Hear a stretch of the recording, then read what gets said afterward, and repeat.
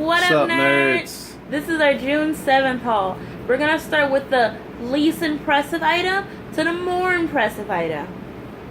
So first we have Atelier Sophie, Alchemist of the Mysterious Bots, Pre-ordered it about 4 days before it came out. which was today's the 7th, so that was the 6th, right? 4 days? No, 8th and then the 7th. So yeah, it came out on the 7th, this Tuesday.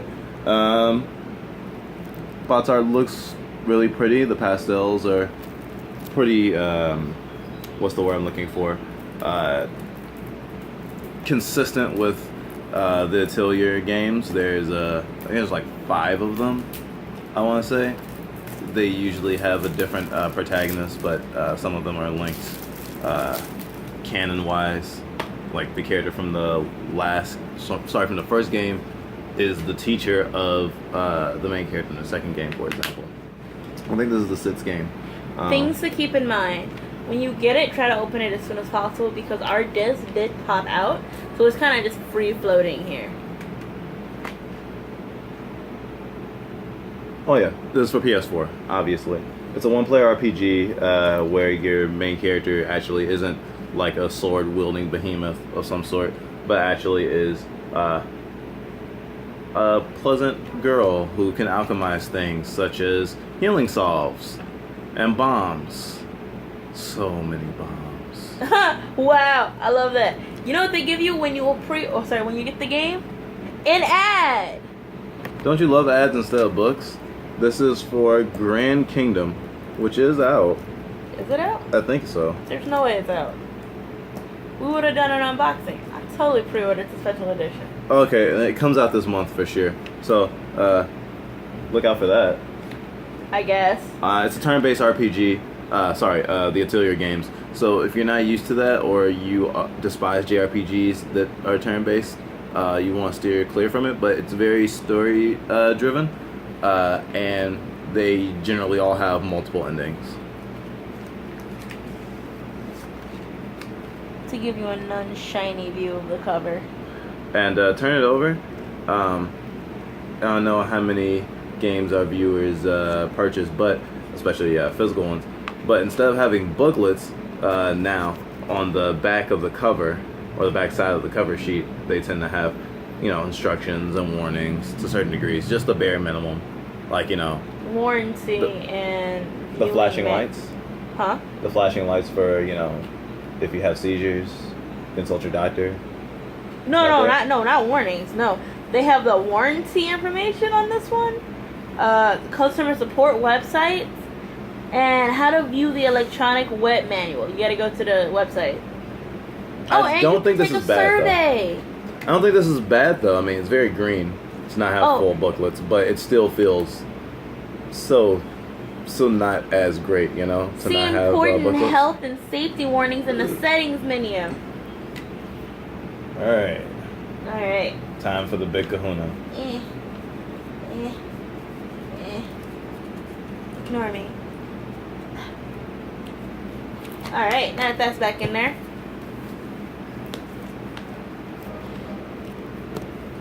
Odin Sphere. This is a re-release. This is a physical remaster. It came out on PS2 originally. There's a port to PS3 you could download for I think about $15.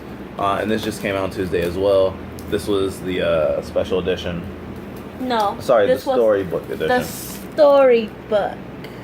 If you've never played it, the whole the menu screen is actually or the load up screen is actually you manipulate a little girl who picks up a book and reads from it, and that's the story of the different playable characters. It's an action RPG, side scrolling. So, favorite part about the box so far? It has a sleeve. Yeah, so you won't be messing this up. This can actually stay on your mantle or whatever. Mantle. This one here is actually prettier because it's not as shiny and it has the matte colors. This is probably one of our best unboxable thingies. I mean, the colors are just so rich. It looks like a lot of time and effort went into this box. Actually, the folds. Can you turn around? Just completely around. Oh. Yeah, these right here. It makes me think of like a like the bots to a board game, it's made to be kind of lifted and put back. It's not necessarily made just to sit there, because if you're into collectible things, you'll find that some of the stuff just doesn't end up being useful for everyday application. The moment we get a shelf, I'm sitting on there like this. Oh, holy shit! It says it right here. This premium edition includes PlayStation 4 game, collector's metal case, 64-page hardcover art book, Alice and Socrates art print. Sorry if I'm mispronouncing that. Potion recipe T-shirt, premium outer box. This is perhaps the biggest physical special edition that I've experienced in quite a long time. And even though I've never bought any of the special edition Halos, I do want to mention this. I think this is particularly better than when you have to jump to like the $200 mark to buy your special editions. Resident Evil 6 had a $200 special edition. This is the inside of the top. Very boring, but they made an effort to put the Yeah, it's supposed to imitate maybe either wood or like cork.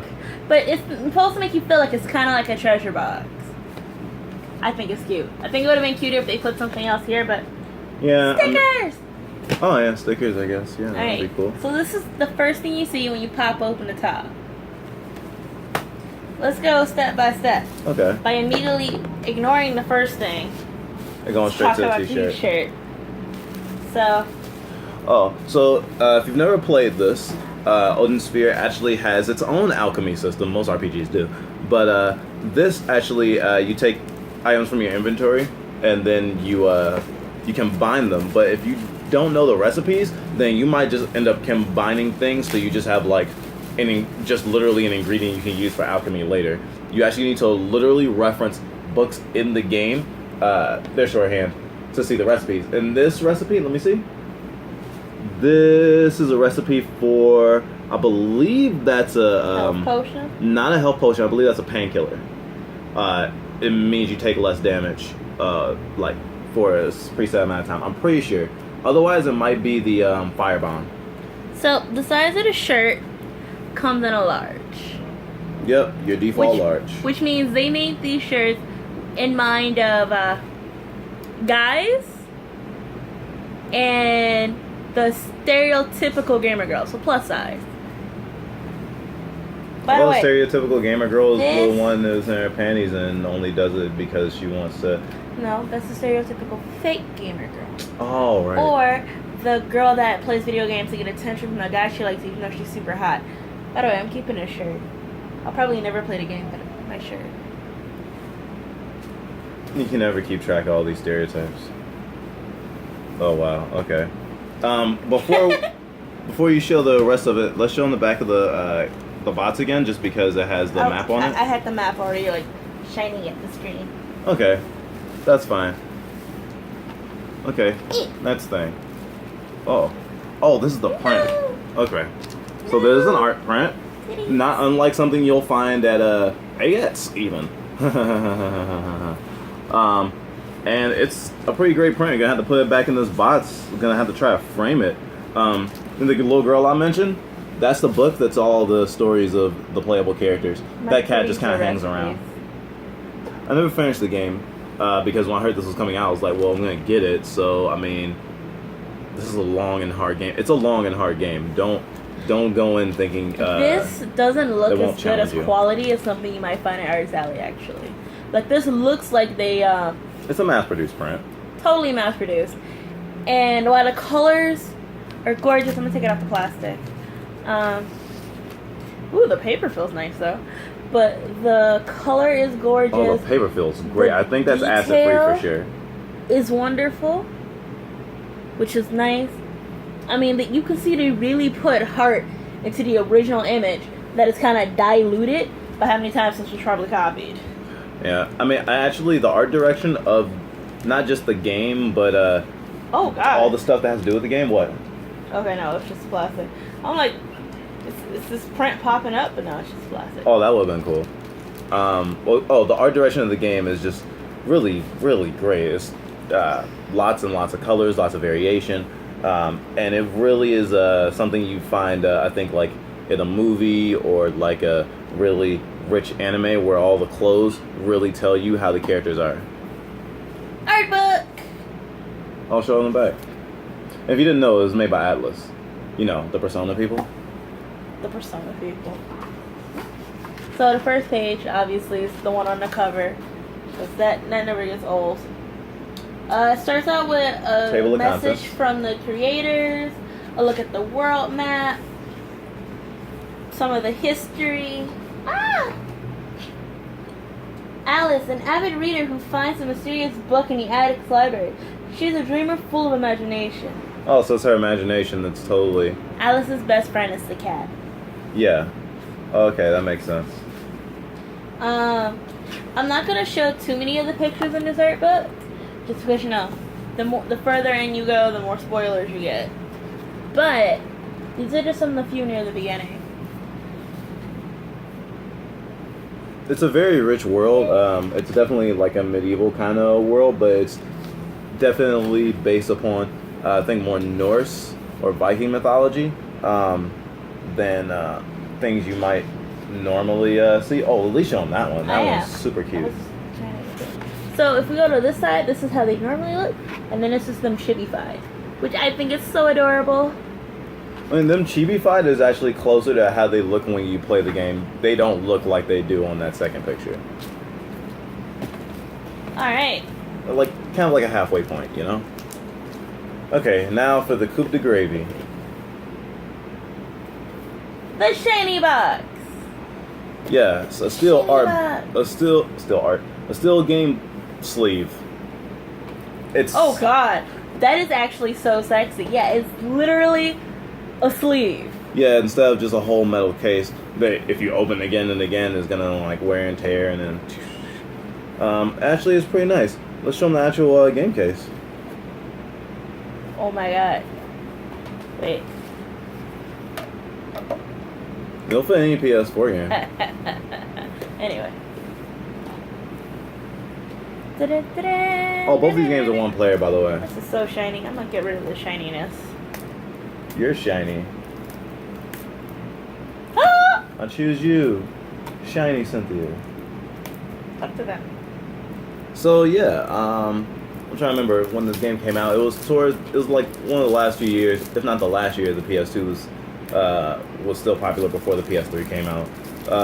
And if you've ever played a game that was on the Wii and got ported to the PS Vita, Maramusa the Demon Blade, the game concept is very, very similar. It is a action RPG. Not for retail. But it is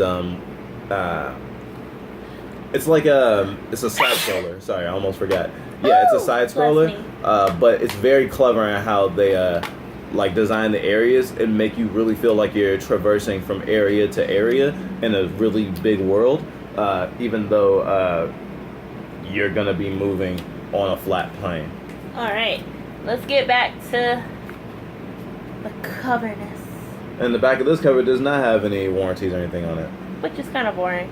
As far as we know, this is actually what the normal game looks like. I guess it would speak to reason that if they have a metal sleeve to make it look prettier instead of having a full metal case, that this is the normal case you're gonna get. Not every special edition does this. The only difference is, you see, I already shown it again, it says not for retail. Yeah, So just to let people know that was part of a special edition. If you get the normal one, this here is probably going to have the warning labels on it. This doesn't have it because it's actually on the main sleeve. God, this thing's got so many sleeves. So it's sleeves just on sleeves case, on sleeves. Yo, we heard you like sleeves, so we put your game in a sleeve and put it in a box. It's in a sleeve. That goes in a sleeve. What in the world? Okay, so that was our unboxing for this Wednesday. Hope you lovely nerds are having a good nerdy weekend. Well, shucks, it's not the weekend. The middle of the week feels like a weekend to us, basically. Whee! Anyway, see you nerds later.